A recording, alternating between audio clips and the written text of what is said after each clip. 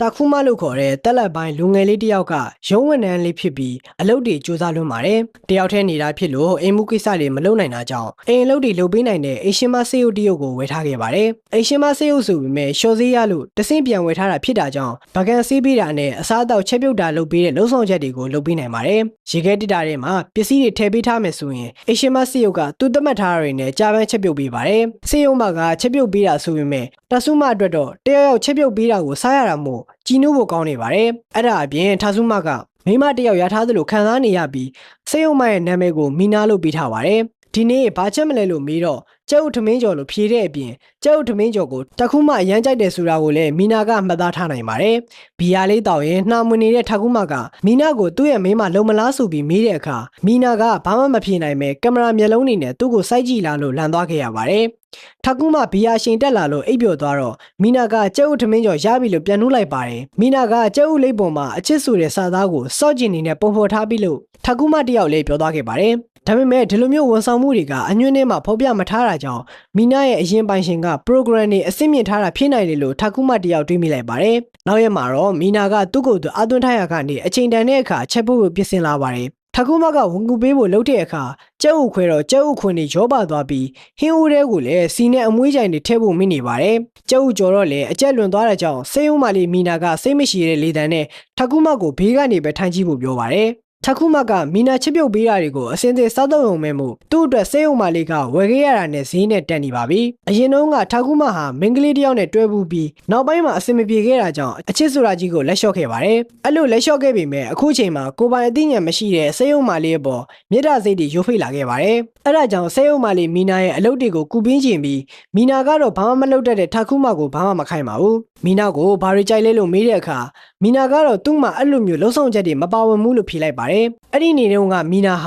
ကျုပ်လိပ်ပေါ်မှာအချစ်လို့ရေးခဲ့တာကြောင့်ဒါကစက်ထဲမှာပါတဲ့လှုပ်ဆောင်ချက်လားသူ့ကိုချစ်လို့လုပ်ပေးတာလားဆိုတာကိုထခုမတယောက်သိချင်နေပါတယ်။မီနာကိုအဲ့ဒီအကြောင်းရှင်းရှင်းလင်းလင်းမေးချင်ပေမဲ့လည်းစိတ်လှုပ်ရှားနေတာကြောင့်မမေးနိုင်ပဲဖြစ်နေပါတယ်။အဲ့ဒီကိစ္စကြောင့်ညနေတဲ့အထိအိမ်မပြောင်းနိုင်ပဲဖြစ်နေတဲ့အချိန်မီနာကဘာတွေကြိုက်လဲလို့မေးလာပါတယ်။ထခုမကနောက်ရက်ချက်ပြုတ်မှုအတွက်မင်းနေတယ်ထင်လိုက်ပြီးစားတောက်တွေအကုန်ကြိုက်တယ်လို့ဖြေလိုက်ပါတယ်။မီနာကတခြားဘာတွေကြိုက်တယ်လို့မေးလိုက်တဲ့အခါမှာတော့ထခုမကဒါကိုအသုံးချပြီးမီနာကိုကြိုက်တယ်လို့ဖြေလိုက်ပါတယ်။အဲ့ဒီအခါမီနာကနားလဲပါပြီလို့ပြောကဆက်ပိတ်သွားခဲ့တာကြောင့်ထခုမတယောက်လည်းစိတ်တွေလှုပ်ရှားလဲခဲ့ပါတယ်။အဲ့ဒီနောက်မီနာကသူ့ရဲ့ခေါင်းကြီးကိုချက်ပြုတ်ပြီးထခုမကိုလာကျွေးတဲ့အိမ်မက်ဆိုးကြီးကြောင့်လန်လို့လာခဲ့ပါတယ်။မီနာကတော့မနှက်စာအတွက်တင့်တော်မဲ့အစားအသောက်တွေချက်ပြုတ်ပေးထားပါတယ်။အိမ်မက်ဆိုးကြောင့်စိတ်ရှုပ်နေတဲ့ထခုမကမင်းညတို့ကမီနာကိုကြိုက်တယ်လို့ပြောတာဟာချက်စားခြင်းလို့မဟုတ်တဲ့အကြောင်းကိုရှင်းပြနေရပါတယ်။မီနာကလည်းသူမရဲ့ body ဟာတန်တဲ့သစ်စည်းတွေနဲ့အဓိကထုတ်လုပ်ထားတာဖြစ်လို့ထခုမတယောက်စားခြင်းနဲ့ဆိုရင်တော့အရသာကစိုးဝါးနေလိမ့်မယ်လို့ရှင်းပြပါတယ်။ထခုမတယောက်အလုပ်သွားပြီ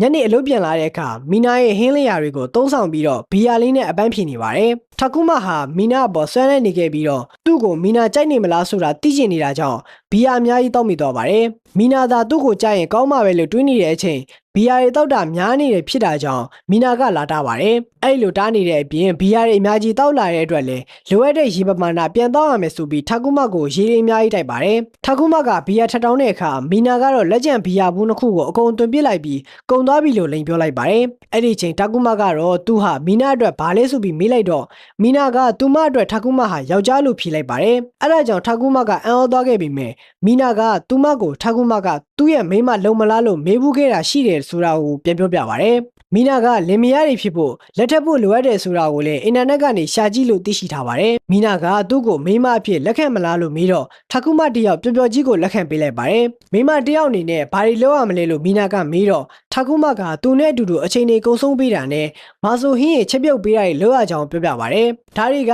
မီနာလုံနေကြအရာတွေဖြစ်လို့တာမန်အတိုင်းဖြစ်နေပြီးတခြားဘယ်အရာတွေလုပ်လို့ရသေးလဲလို့ထပ်မေးပါတယ်။အယံမူးနေတဲ့ထခုမကတော့ပြန်မဖြေနိုင်တော့ပဲမီနာနဲ့အလုပ်တွေအတူတူလုပ်ချင်လို့မီနာရဲ့အလုပ်တွေတော့ခွဲပေးပါလို့ပြောပါတယ်။အဲ့ဒီလိုသာလုပ်မယ်ဆိုရင်မီနာရဲ့စမ်းဆောင်ရည်တွေကြာသွားမှဖြစ်တာကြောင့်ရင်းနေခဲ့ပြီးအိပ်ပျော်တော့မဲ့ထခုမအတွက်အိပ်ရပြင်ဆင်ပေးခဲ့ပါတယ်။ထခုမကလင်မယားတွေဆိုတာအတူတူအိပ်တာမို့သူနဲ့အတူတူဝင်ဖို့မီနာကိုခေါ်တော့မီနာကအိပ်ရတာအဆင်ပြေဖို့အတွက်ကြဲကြဲဝန်းဝန်းနေသင့်တယ်လို့ညင်းပါတယ်။ထခုမကအတင်းတောင်းဆိုတဲ့အခါမှာတော့မီနာလည်းအိပ်ရအပေါ်ဝင်လိုက်ရပေမဲ့သူမရဲ့မျက်လုံးတွေကကြောက်ဖို့ကောင်းလို့ထခုမမျက်လုံးတွေကိုမေးထားခိုင်းလိုက်ပါတယ်။ထခုမကမင်္ဂလေးတယောက်နဲ့အိပ်ရတစ်ခုတည်းအတူတူရှိနေရလို့ ထားကြွနေပြီလို့ပြောတော့မီနာကထားကြွတယ်ဆိုတာကိုအထိပ္ပယ်မသိပါဘူး။ဒါကြောင့် online ကနေရှာကြည့်တဲ့အချိန်မှာတော့လိမ်မိုင်းဆိုင်ရာမြစ်တာစိတ်တွေယိုဖိနေတယ်ဆိုတာကိုသိသွားခဲ့ပါတယ်။အဲ့ဒီအချိန်ထာကူမကဘီယာရှင်ကြောင့်အသက်ရှူတန်မူမမှန်ဖြစ်နေပါတယ်။မီနာကဘာလုပ်ပြရမလဲမေးနေပေမဲ့ထာကူမကတော့သူ့ဘေးနားမှာမီနာရှိနေုံနဲ့တည်းအဆင်ပြေပါတယ်လို့ပြောပြီးအိပ်ပျော်သွားခဲ့ပါတယ်။ထာကူမနိုးလာတဲ့အခါ